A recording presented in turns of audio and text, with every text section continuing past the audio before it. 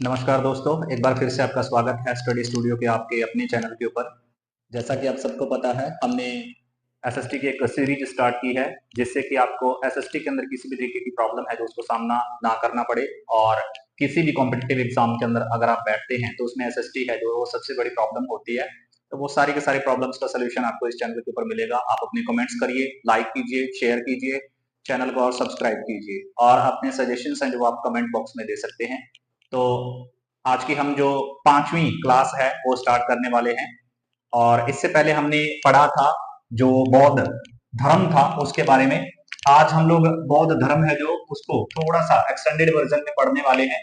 इससे पहले हमने महात्मा बुद्ध जी के बारे में पढ़ा था, जिन्होंने इस धर्म की शुरुआत की थी, बौद्ध धर्म की जिन्होंने शुरुआत की थी, और किस प्रकार से उनको निर्वाण प्राप्त हुआ और कहाँ निर्वाण प्राप्त हुआ, और किस प्रकार से उन्होंने धम्म की स्थापना की, संघ की स्थापना की, ये हम ऑलरेडी पढ़ चुके हैं। तो हमारी आज की क्लास है जो वो हम स्टार्ट करते हैं बिना कोई देरी किए। तो आइए। तो सबसे पहला जो हमारा पॉइंट बनेगा आज का, निरंजना नदी के किनारे हमने पढ़ा था कि महात्मा बुद्ध है जो उनको ज्ञान प्राप्त हुआ, निरंजना नदी के किनारे महात्मा बुद्ध को ज्ञान प्राप्त हुआ था। तो जिस पीपल के पेड़ के नीचे जो महात्मा बुद्ध थे उनको ज्ञान प्राप्त हुआ, उस प्रक्रिया को निर्वाण प्रक्रिया के नाम से जाना जाता है। और महात्मा बुद्ध को आपसे क्वेश्चन पूछा जाता है कि किस पेड़ के नीचे निर्वाण प्राप्त हुआ, तो पीपल के पेड़ के नीचे महात्मा बुद्ध जो थे उनको ज्ञान प्राप्त हुआ था, निर्वाण प्राप्त हुआ था।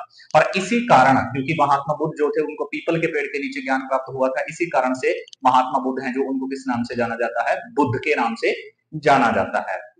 तो यह स्थान की अगर हम बात करें, इस जगह की अगर हम बात करें, तो यह जो जगह है वो बोध गया नाम की जगह बिहार के अंदर है, जहां महात्मा बुद्ध जो थे उनको ज्ञान प्राप्त हुआ था। तो महात्मा बुद्ध जो थे, जिस जगह के ऊपर उनको ज्ञान प्राप्त हुआ था वो बोध गया नाम की जगह थी, और ये बिहार के अंदर जगह है। महात्मा बुद्ध जो थे उन्होंने अपना प्रथम उपदेश जो था वो सारनाथ की जगह है जो वहां पर दिया था। और सारनाथ का स्तंभ आप लोगों ने शायद पढ़ा होगा, जो महान अशोक ने बनवाया था।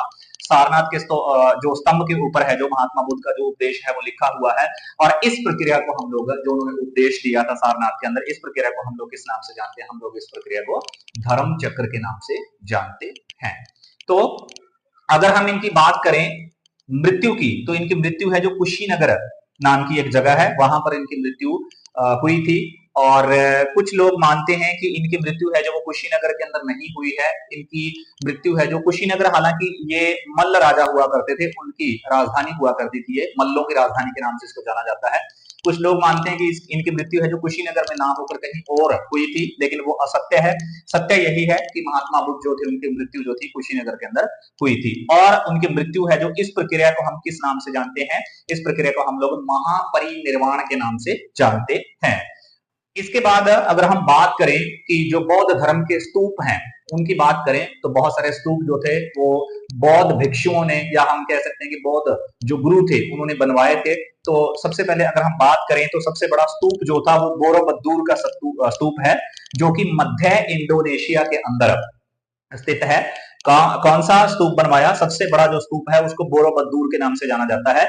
और ये महात्मा जो बुद्ध थे उनके धर्म का, उनकी कम्युनिटी का हम कह सकते हैं कि सबसे बड़ा स्तूप है। और मध्य इंडोनेशिया के अंदर ये स्तूप है जो वो स्थित है। तो इस स्तूप का जो निर्माण है, अगर हम बात करें कि इस स्तूप को बनवाया किसने था, तो इस स्तूप का जो निर्माण है वो कौन से राजाओं ने करवाया था? इस स्तूप का निर्माण जो था वो शैलेंद्र राजा जो थे उन्होंने करवाया था। शैलेंद्र राजाओं ने इस स्तूप का निर्माण करवाया था। तो इस तरीके से हमने काफी सारी जो चीजें हैं महात्मा बुद्ध के बारे में जानी।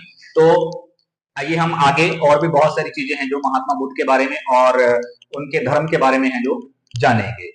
तो जैसा कि हम लोग पढ़ चुके हैं महात्मा बुद्ध के बारे में काफी सारी चीजें, उसके बाद आगे हम लोग पढ़ने जा रहे हैं कि जो बौद्ध धर्म है उसके बारे में बहुत सारी जातक कथाएं हमें सुनने को मिलती हैं। और जातक कथाएं हैं जो उनका, उनके ग्रंथ भी हैं जो वो जातक ग्रंथों के नाम से जाने जाते हैं। तो अगर हम बात करें कि बौद्ध धर्म का सबसे बड़ा जो जातक ग्रंथ है उसको खुद्दक निकाय के नाम से जाना जाता है। किस नाम से जाना जाता है? खुद्दक निकाय के नाम से जाना जाता है। अगर हम बात करें कि बौद्ध धर्म के अंदर धम्म की स्थापना की गई, तो धम्म का मीनिंग क्या है? धम्म का मीनिंग यहाँ पर यह है कि जो महात्मा बुद्ध थे वो जिंदगी के अंदर, किसी भी इंसान की लाइफ के अंदर चार जो सत्य थे, चार जो सच्चाइयां थी, उनको ही धम मानते थे। हालांकि इससे पहले हमने पढ़ा है कि धम जो था उसका मीनिंग क्या था, जिंदगी के अंदर, लाइफ के अंदर जो कानून है, जो नियम है कि उसको हम किस तरीके से जिए, किस लिमिट के अंदर रहकर जिए, वो सारी की सारी चीजें क्या कहलाती हैं, धम कहलाती हैं। और यहां पर चार सत्य, उनके ऊपर विचार करना, उनके बारे में सोचना, ये सारी की सारी चीजें क्या कहलाती हैं, धम कहलाती हैं। और वो चार सत्य कौन से हैं? सबसे पहला है दुख, उसके बाद दुखों का कारण क्या है उसको फाइंड आउट करना, इसके ऊपर विचार करना।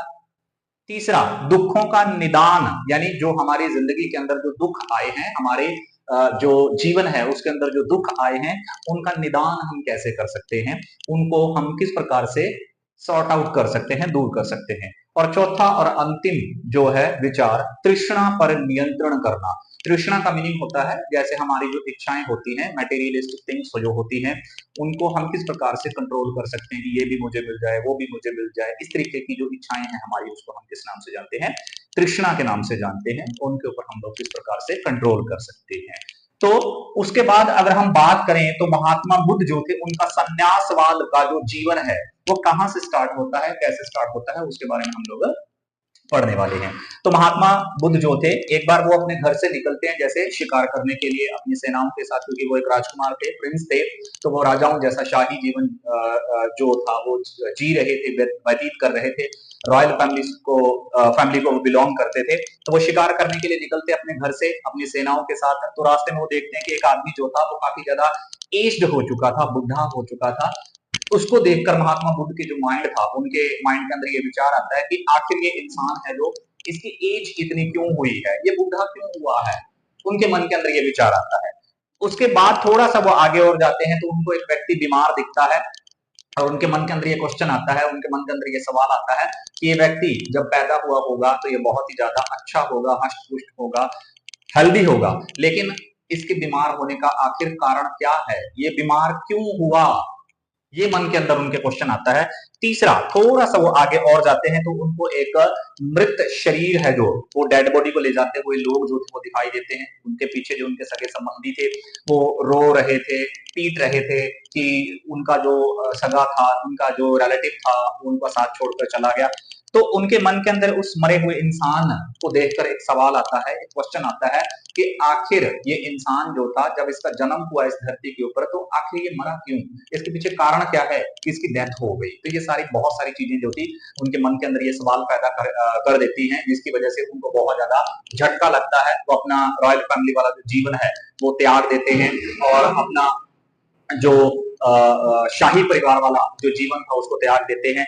और उसके बाद फिर वो एक सन्यासी को देखते हैं और इस प्रकार से उस सन्यासी को देखने के बाद उनको ये चीज महसूस होती है, उनको ये चीज फील होती है कि असल जिंदगी है जो, जिंदगी का सही जीने का तरीका जो है वो सन्यास है। क्योंकि सन्यास है, सन्यासी क्या करता है, जिंदगी की जितनी भी मटेरियलिस्टिक चीजें होती हैं, भौतिकवादी चीजें होती हैं, उन सबसे अपने आप को दूर कर चुका होता है। उसको किसी भी तरीके की जो मटेरियलिस्टिक थिंग है उससे कोई लालच नहीं होता, इसलिए वो चाहते हैं कि वो एक सन्यासी बने। तो इन सारे सवालों का जवाब लेने के लिए वो सन्यासी बन जाते हैं और सन्यास को वो पूरा करने के लिए वो जंगलों में भटकते रहते हैं काफी सालों तक, 7-8 सालों तक वो भटकते रहते हैं, लेकिन उनको कहीं से भी कोई ज्ञान की प्राप्ति नहीं होती है। और 7 साल बाद वो फिर वो वापिस आते हैं। तो 29 साल की उम्र के अंदर उन्होंने अपना शाही परिवार जो था या अपना रॉयल फैमिली वाला जो जिंदगी थी, या हम कह सकते हैं कि जो शाही जिंदगी थी उनकी, वो उन्होंने छोड़ दी। प्रिंस वाली जो राजकुमार वाली जिंदगी जो थी वो उन्होंने 29 साल यानी 29 ईयर्स की एज के अंदर उन्होंने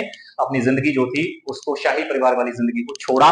और इस प्रक्रिया को हम किस नाम से जानते हैं? इस प्रक्रिया को हम जानते हैं महाभिनिर्वाण के नाम से, इस प्रक्रिया को हम लोग जानते हैं। तो उम्मीद करता हूं आप लोगों को जो भी मैंने कंटेंट करवाया है वो बहुत अच्छे तरीके से समझ आया होगा, आप लोगों को क्लास बहुत अच्छी लगी होगी।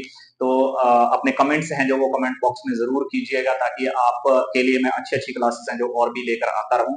और अगर आपको कंटेंट पसंद आता है, क्लास पसंद आती है, तो चैनल को सब्सक्राइब कीजिए, शेयर कीजिए, लाइक कीजिए, कमेंट कीजिए और अपने फ्रेंड्स के, अपने रिलेटिव्स के आसपास जो भी आपके आसपास फ्रेंड्स हैं, रिलेटिव्स हैं, जो भी आपके पास ग्रुप्स हैं, उनके अंदर जरूर शेयर कीजिएगा। तब तक के लिए बाय, गुड बाय, शब ख़ैर।